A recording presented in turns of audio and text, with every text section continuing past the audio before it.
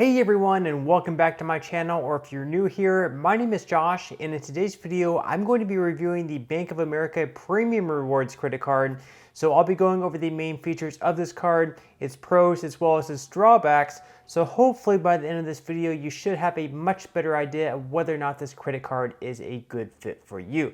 But before I go ahead and dive into the main features of this card, if you wouldn't mind helping me out real quickly by just giving this video a like, that just helps out with the good old YouTube algorithm, and also consider subscribing to my channel if you have not already. Also, if you would like to receive a few free stocks in a pinned comment below as well as in the description box, I will be leaving a few different links where you can receive just that.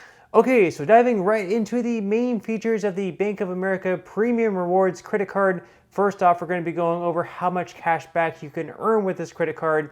So starting out, for every dollar that you spend, you'll be earning 2 points per dollar spent on both travel and dining. This is unlimited, so there's no cap. Once again, on travel and dining, in those two categories, you are going to be earning 2 points for every single dollar that you spend. Now, on all other transactions, not in the dining and travel categories, on those, you will be earning just 1.5 points per dollar spent. So you can pretty much just think of that as anywhere between 1.5% to 2% cash back. So in the travel and dining category, for every $100 that you spend, you'll be getting $2 of cash back. And then on all other transactions not in those two categories, you'll be receiving $1.50 in cash back. Now, with this credit card, there is also a spend bonus as well. So as long as you're able to spend at least $4,000 within the first 90 days from your account opening, you will be receiving a spend bonus of $600. So you'll be getting $600 back if you're able to spend at least $4,000 within the first 90 days of having this credit card,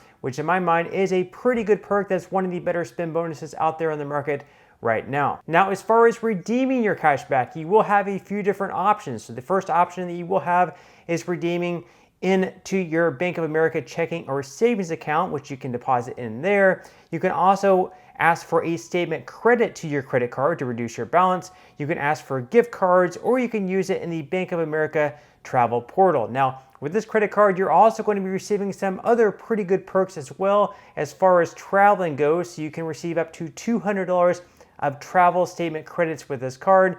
So first off, you can receive up to $100 in airline incidental statement credits annually for qualifying purchases such as seat upgrades, baggage fees, in-flight services, and airline lounge fees automatically applied to your card statement. And then finally, you can also receive up to $100 in airport security statement credits for TSA PreCheck or global entry application fees. This, of course, is going to be every 4 years. Additionally, another pretty sweet perk of this credit card, and really all Bank of America credit cards in general, is if you're a preferred rewards member in the Bank of America system, which I will be covering in just a moment, you can actually earn even more cash back on top of the 1.5% to 2% cash back that you will be earning already. So starting out, we're going to be discussing gold tier. So they will have 4 different tiers that we're going to be looking at. So first off, we have the gold tier.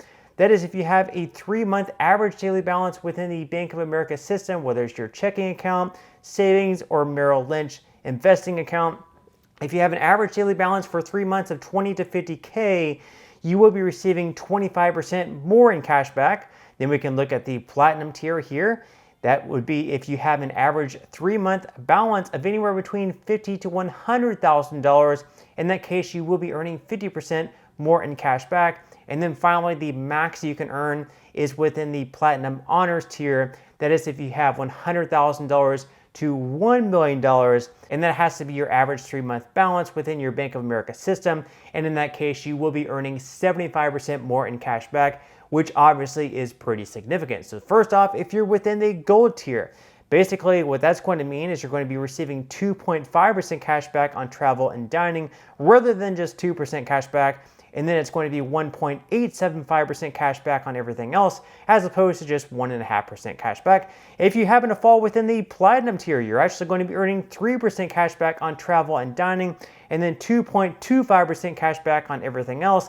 And then if you happen to fall within the platinum honors tier, that's going to be 3.5% cash back on travel and dining. And then on everything else, it is going to be 2.625% cash back, which is pretty great in general. So now that we went over those features, we're going to go ahead and dive into the APR and fees because this is also something that we definitely need to know as well. So starting out with the purchase APR, it's going to be the same for balance transfers as well. Starting out, it is going to be anywhere between 20.24% and 27.24% based on your credit worthiness. And then as far as cash advances go, this is something that we definitely want to stay away from. Something I recommend anyways, always staying away from, just my personal preference.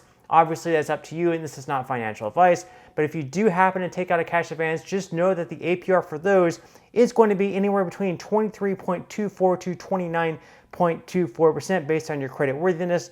And then also know that there's going to be some fees associated with cash advances. So it's going to be 3% of the amount on direct deposit and check cash advances, and then 5% on ATM, over the counter, same day online, and cash equivalent cash advances.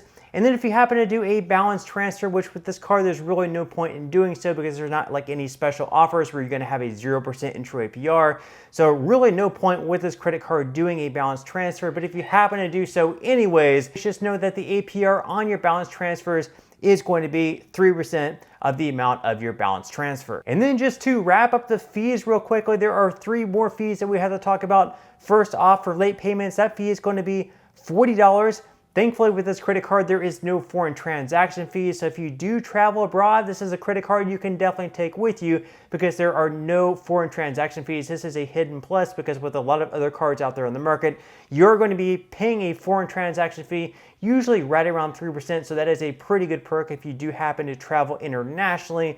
And then as far as an annual fee goes, unfortunately, yes, this credit card does have an annual fee that is going to be $95. So now that we went over the main features of this card, Bank of America, as well as the APR and fees, I'm now going to go ahead and dive into what I would consider to be the biggest pros and drawbacks of this credit card. We're going to start out with the good things.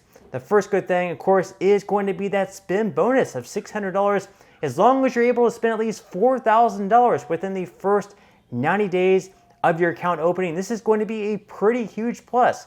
Basically, you're getting $600 off the first $4,000 that you spend as long as you're able to spend that amount within the first 90 days from your account opening. Now, of course, if you don't usually spend $4,000 within the course of 90 days on credit cards, I wouldn't go out of your way and spend on things just to spend to meet the spend bonus because then it wouldn't really make all that much sense. But basically, you're getting a 15% discount on the $4,000 by receiving the $600 spend bonus, and that's not even factoring in the 1.5% to 2% cash back that you'll be receiving alongside that.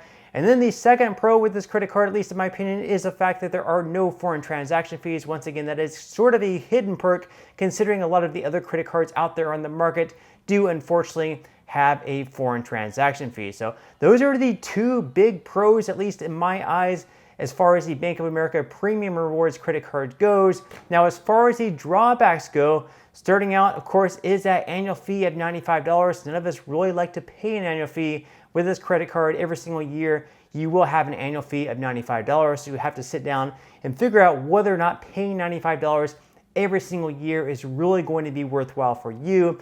And the second big drawback, at least in my opinion, is the fact that 1.5% to 2% cash back. Once again, that's going to be 2% cash back on travel and dining transactions. And then everything else is going to be just 1.5% cash back. So 1.5% to 2% cash back, at least in my opinion, really isn't that great just because there are credit cards out there on the market like the Wells Fargo Active Cash credit card where you're going to be receiving 2% cash back on every single category, not just travel and dining, but every single category. And then that credit card also does not have an annual fee, whereas this one has a $95 annual fee. So you're not going to be paying $95 with that card. You have to pay $95 with this one. So I would say there are credit cards out there that give you more cash back with every single transaction. You don't have to pay an annual fee. But this one, again, the $600 spend bonus is pretty good. So that's one thing to factor in as well. So just to sum things up here, like I just mentioned, this credit card for the first year alone might just be worth it for that $600 spend bonus as long as you're able to spend $4,000 comfortably within the first 90 days from your account opening. But from the second year on, you're really gonna have to sit down and figure out whether or not it's actually worth it having this credit card, just because like I mentioned before, there are other credit cards out there on the market that's going to pay you 2% cash back or even more, and you're not going to have to pay that annual fee. But that's all I have for today's review. I certainly hope that you enjoyed and found value out of it. If you did, again, I would greatly appreciate if you could give this video a like, consider subscribing to my channel if you have not already, and I will see you in the next video.